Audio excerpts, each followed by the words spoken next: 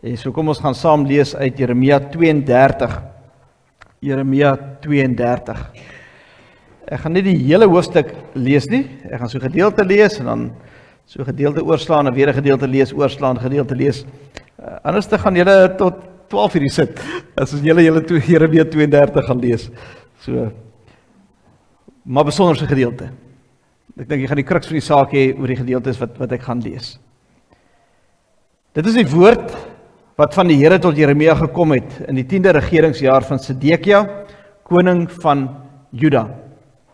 Dit is die 18de regeringsjaar van koning, en dan is die spelfout nie, dit staan daar so in die Bybel, Nebukadreser. Dit is met 'n R, as jy nou uit die Bybel uit lees. Maar dit is Nebukadneser. Goed.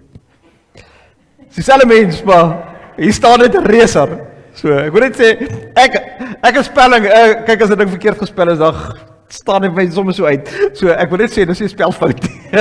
So, Reser. Die leer van die koning van Babylonië was toe besig om Jerusalem te beleer.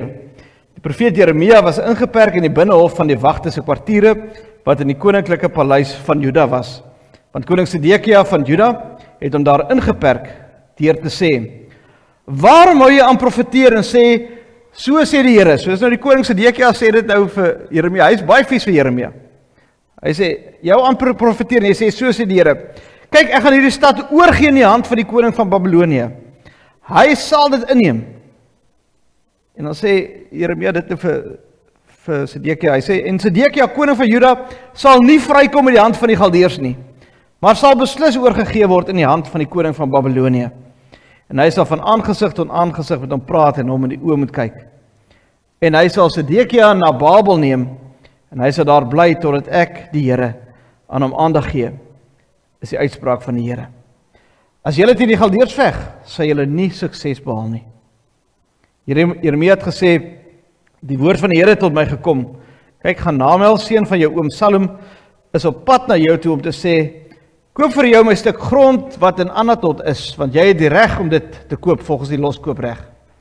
Hanamel, seun van my oom, het toe ooreenkomstig die woord van die Here na my toe gekom, in die binnehof van die wagte se kwartiere, en vir my gesê, koop asseblief my stuk grond wat in Anatot in die grondgebied van Benjamin is, want die besitreg en die loskoopreg behoort aan jou. Koop dit vir jou."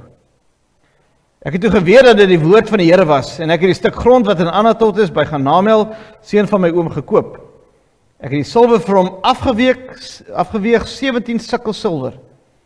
Ek het die koopbrief uitgeskryf, dit verseël, en deur getuies laat bevestig, en die silwer op 'n weegskaal afgeweeg. En dan vers 14, so sê die Here, heerser oor alle magte, die God van Israel, neem hierdie briewe, so wat nou doen met die briewe, neem hierdie briewe, hierdie koopkontrak, die verseelde een en die oop afskrif, plaas dit in die erdekruik, sodat dit vir 'n lang tyd behoue bly.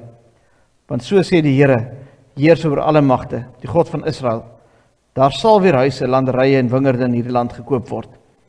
Ek het tot die Here gebid, nadat ek die koopkontrak vir Baruch, seun van Neria, gegee het. Ag Here, my Here, kyk, dit is U wat die hemel en die aarde gemaak het, deur die groot krag en uitgestrekte arm.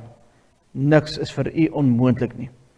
Goed, dan gaan ons lees van vers 26, toe die woord van die Here tot Jeremia gekom, kyk, ek is die Here, die God van alles wat leef, is enigiets onmoontlik vir my.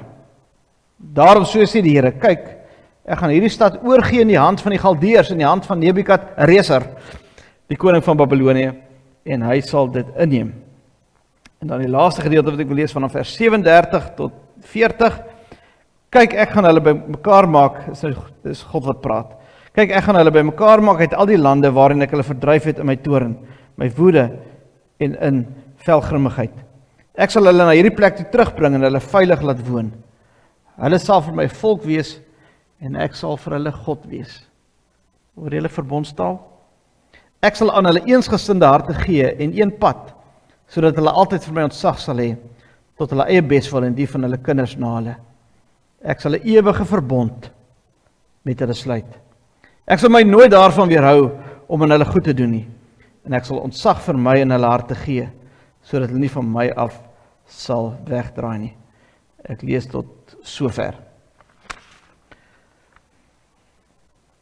Ons tema vir vandag, en dan die eerste vir ons hele reeks, die reeks se naam is Entrepreneurs van Hoop.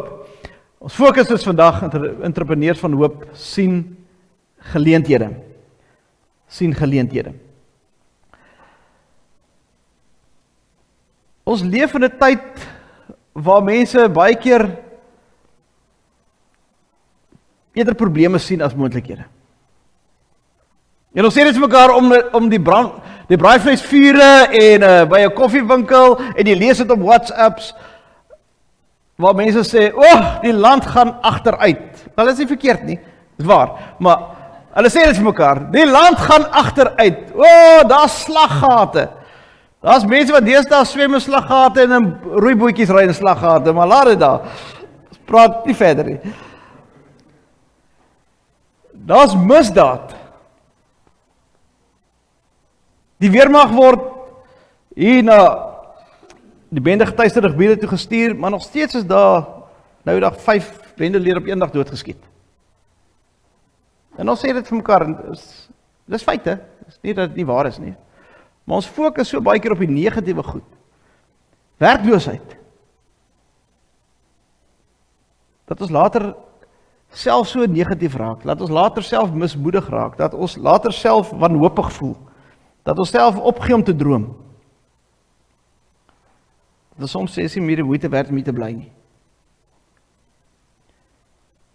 As ons praat van entrepreneurs van hoop, en vandag veral sien geleenthede, dan praat ons nie net van 'n goedkoop, vinnige, alles sal regkom nie. Alles sal regkom nie. Hierdie boodskap is baie dieper as dit, en hierdie reeks is baie dieper as net om te dink vinnig, nee, alles sal gou regkom. So ek wil jou uitnooi om saam met die reeks, hierdie 6 weke reeks, saam te beweeg op entrepreneurs van hoop. Jeremia 32, nou as jy op die eerste keer lees, dan klink dit baie die mekaar. Dis asof, nee, waar is hy nou? Nou, wie praat nou? Is dit nou Jeremia wat praat? Is dit die Here wat hier praat? Wanneer is dit Sedekia? Wanneer, dit partykeer voel dit die eerste keer, maar redelik die mekaar. Wel, ek het so gevoel toe die eerste keer toe ek hom gelees het. So miskien is jy baie slimmer as ek. Maar as jy hom weer lees, jy lees hom weer, dan kom jy eintlik agter hoe mooi hy uit mekaar gesit is, en mooi hy in mekaar eintlik val. Net so 'n bietjie agtergrond, die konteks van Jeremia 32. Dit is die jaar 586 voor Christus. Nou, as jy sê 586 voor Christus, dan dingelingelingeling, gaan daar klokkies af.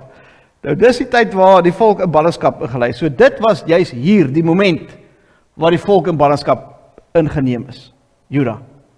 En onthou nou Juda, die Suidryk en Noordryk Israel, Juda as splitsing gehad, so ons praat hier oor Juda. Dis die tyd van ballingskap. So, dis waar die moment waar dit gebeur. So die Galdeërs kom in, die Galdeërs was daar al in beheer van Babylonië, en hulle was eintlik besig om Juda heeltemal in te neem. En daarom is koning Sedekia, hy was baie vies vir Jeremia, want waar bevind Jeremia hom? Hy is in huisarrest geplaas. Sedekia het vir hom sê, nee, jy is so negatief, jy praat in negatiewe goeders, ons gaan jou sommer toesluit. Dan sluit ons sommer toe. En Sedekia is vies vir hom, en ek het nou dit spesifiek nou gelees, maar kom ek sê dit maar net vinnig weer. Wat hy sê, jy sê aan mekaar, dis wat jy nou sê, kyk, ek gaan hierdie stad oorgee in die hand van die koning van Babylonië. Jeremia, jy sê dis wat die Here vir jou sê. Dis nie vir hom lekker om dit te hoor nie. En dan sê hy vir hom, weet wat, Sedekia, jy gaan nie vrykom in die hand van die Galdeërs nie, hulle gaan vir jou uithaal. So jy moet reg staan. Jy kan nou verstaan hoekom koning Sedekia nie baie lief was vir Jeremia nie. En eindig met hom sê, en as Sedekia, as julle teen die Galdeërs wil veg, julle gaan verloor. Julle gaan nie sukses behaal nie. Daar is nie 'n manier nie. Julle is eintlik al klaar besig om te verloor. Dit is wat Jeremia vir Sedekia gesê het. En daarom is Sedekia baie vies, en hulle sluit eintlik hulle het hom toegesluit, eintlik in huisarrest geplaas. Maar dan gebeur 'n vreemde ding. Vreemd. Jy moet net prentjie, sien die prentjie nou, die Galdeërs is eintlik besig om alles oor te neem al klaar, en soos hulle beweeg slaan hulle alles plat. Hulle vernietig alles. En terwyl hy so vernietig kom, sê die Here vir Jeremia, gaan koop 'n stuk grond, net daar. Koop 'n stuk grond. Ekonomies maak dit glad nie sin nie, want daar gaan niks meer oorbly nie. Die Galdeërs is besig om ons gelyk te maak. En nou sê die Here vir hom, gaan koop 'n stuk grond. Ekonomies maak dit nie sin nie, strategies maak dit glad nie sin nie. Jeremia weet nie of hy daar gaan bly nie, want Jeremia gaan ook in ballingskap weggeneem word. En hulle word weggevoer na Babel toe. Gaan koop nou in hierdie omstandighede, gaan koop 'n stuk grond, sê die Here vir hom. Vir 'n gewone mens sal dit nie sin maak nie.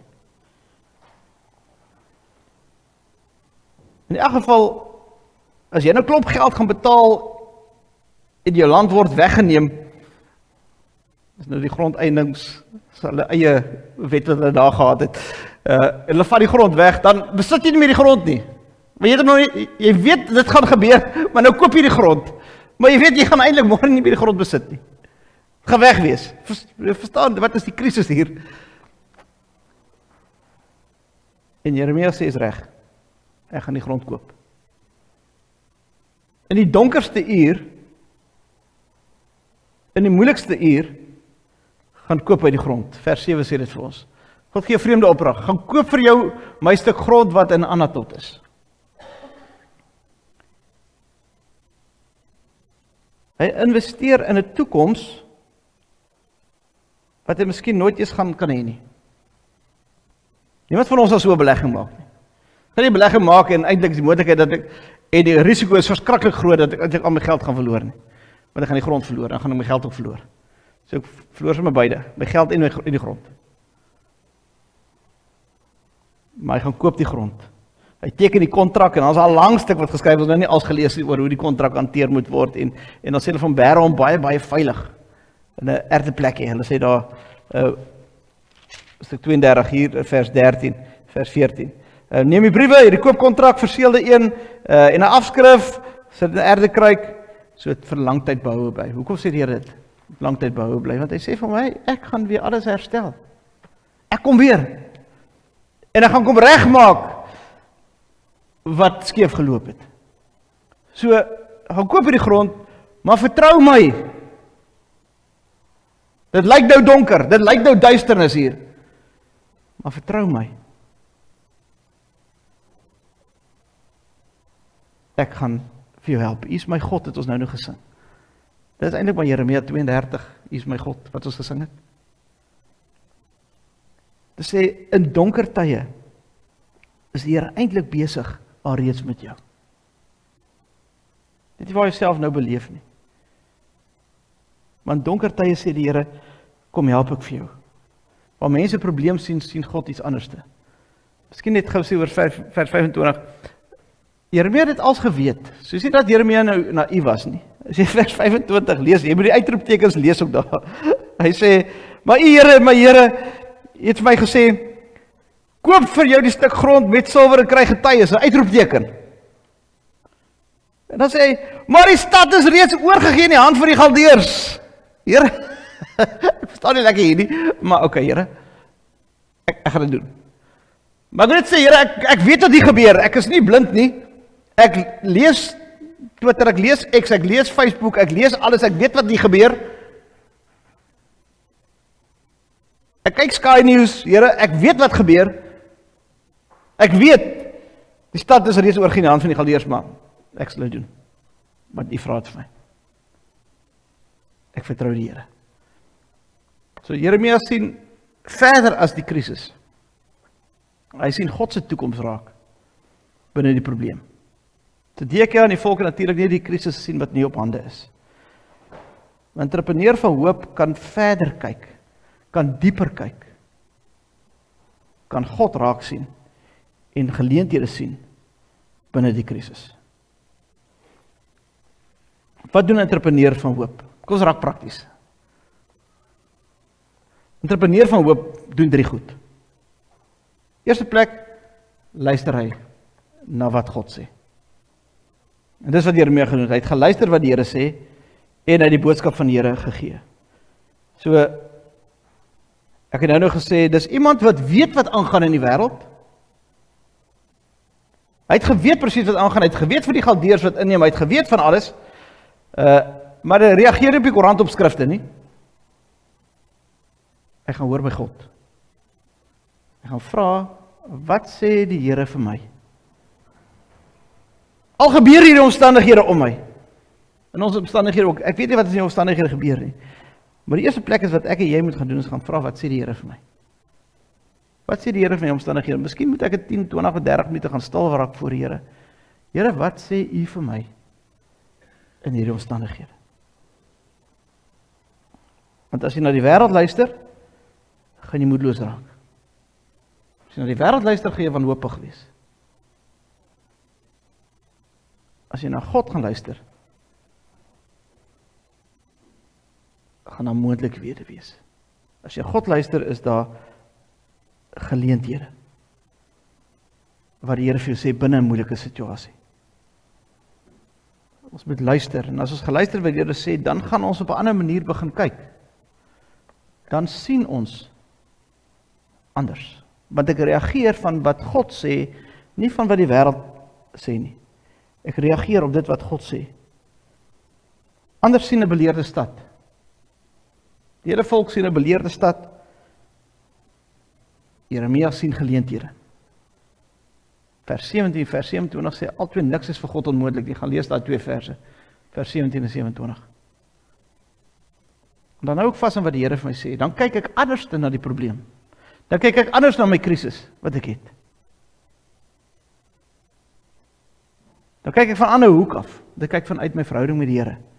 Kyk ek na my krisis, kyk ek na my probleem. Geloof is nie net dit wat is nie, maar dis ook dit wat dit kan wees, wat kan wees. En wat God kan doen binne in hierdie krisis. So daarom sy fokus is nie Jeremia nie, die fokus bly op wat God doen. Dat ek na God luister en dan op 'n ander manier gaan kyk wat God vir my bekend maak, hoe ek anders moet kyk na die krisis, en dan moet ek gaan doen. Dis die derde een. Hy tree op, hy gaan koop die grond. Hy sê nie, ja, ek sal die grond gaan koop nie, ja, maar ek doen dit eintlik nie. Hy gaan, en hy is gehoorsaam wat die Here vir hom sê, en hy gaan doen dit. So hoop, as jy entrepreneur van hoop is, dan is jy net iemand wat luister, en jy gaan oor tot aksie. Jy gaan oor tot beweging. Jy begin iets doen. Die dinge gebeur. Laat my so aan die kruisiging dink. Ons het nou by Paasfees verby. Die Here Jesus was in die kruis, meeste van sy disippels het weggehardloop. Dit het letterlik donker geraak. Alles het verlore gelyk. Maar eintlik is God besig om te werk in die donkerste oomblikke. Is God besig om te werk, ook in jou lewe. Die donkerste oomblikke is God besig om te werk, en ons weet wat 3 dae daarna gebeur het, die opstanding van Christus. Daarom leef ons vanuit die opstanding. En daarom kom ons op 'n Sondag ook by mekaar soos Frik gebid het. Daarom die vroeë kerk gesê, ons doen dit op 'n Sondag, want ons leef vanuit die opstanding. Kom ons maak dit nou heel prakties. Ek het gedink, wat 'n voorbeeld wat ons almal mee sal beleef, wat ons almal sal ervaar, want daar's baie goed dat jong mense beleef, baie wat seniors beleef. Wat is die probleem wat die meeste van ons gaan ervaar? Ek dink die meeste probleem gaan maar oor verhoudings. Verhoudings wat skeefloop. Of dit nou met 'n werkgewer is, of 'n kollega by die werk is, en of dit nou vriende is, of dit nou familie is, ons almal kom op 'n punt waar dinge net so 'n bietjie clash met mekaar, waar jy dinge net nie wil werk nie. En ons eerste reaksie is, maar as daardie persoon nou net kan sien hoe ek het sien, want ek is reg en daai persoon is verkeerd. So as hulle net so bietjie gaan swaai en verstaan hoe ek daarna kyk, dan gaan dit uitgesorteer wees. Ek is reg, hulle is verkeerd. Normale reaksie is, hulle moet bykom. Hulle moet nou regtig net bykom. Wat sê die Here vir ons moet ons doen? Hy sê, gaan praat met die Here hieroor. En soms wil ons juist nie met die Here hieroor praat nie, want ek wil nie daai verhouding herstel nie. Ek wil nie meer met daai persoon praat nie. Ek wil nie as daai persoon meer sien nie. Ek weier. gaan luister wat sê die Here vir jou oor daardie persoon. En miskien sê die Here vir jou, jy moet self met die Here gaan praat, miskien sê die Here vir jou, weet jy wat, ek het daardie persoon spesiaal geskep. Ek het hom haar na my beeld geskep. Weet jy wat, ek het vir daai persoon aan die kruis gesterf. En dan is dit goed dat ons eintlik wil hoor nie. Want as jy half teen ons grein, maar soms moet ek gaan hoor wat sê die Here vir my.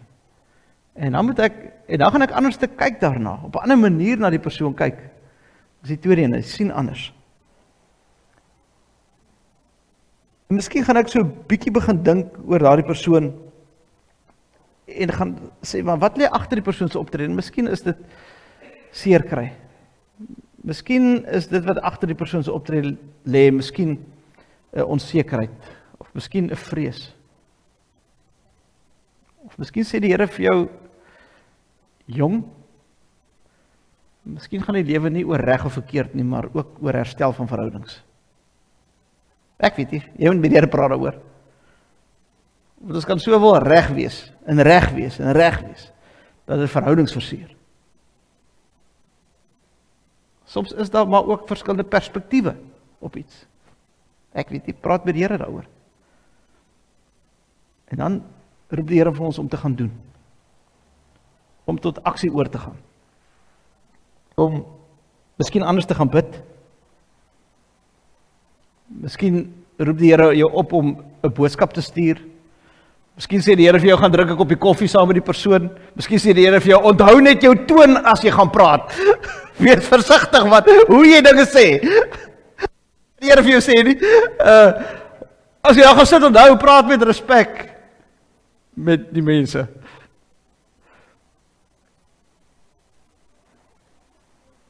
Ek gaan dit nou maar vertel.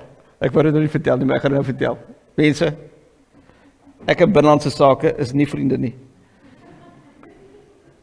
En ek was die week nou weer daar vir binnelandse sake, troue wat ek moet registreer. En kyk, die reëls word elke week geskuif. Dit is 'n frustrasie. En nou moet die Here nou vir my hierdie deel gee om oor te preek. So dit het nou, kyk, ek het later die bestuurder laat roep. Ek was nie ingenome nie. Ek het amper soos koning se dekkie gevoel oor Jeremia. So, en ek het gesê, bring hy bestuurder hierso. Hierdie, this is not on. So, laat die bestuurder kom. Ek sê van luister, hoe werk hierdie? Nee, maar hierdie was nou 'n internal memo gewees wat gestuur is. Ek sê, maar waar's die brief? Geef my, nee, maar ek kan nou nie vir die brief gee nie. Ek het toe nou maar net my goedjies gevat en gepak en geloop. So ja, so ek moet my nemesis weer ontmoet. En nou gee die Here vir my hier en sê ek, okay. So hierdie goed is prakties. Dis wat eintlik vir jou wil sê, dit is praktiese goed. Dit is nie 'n stuk teorie nie.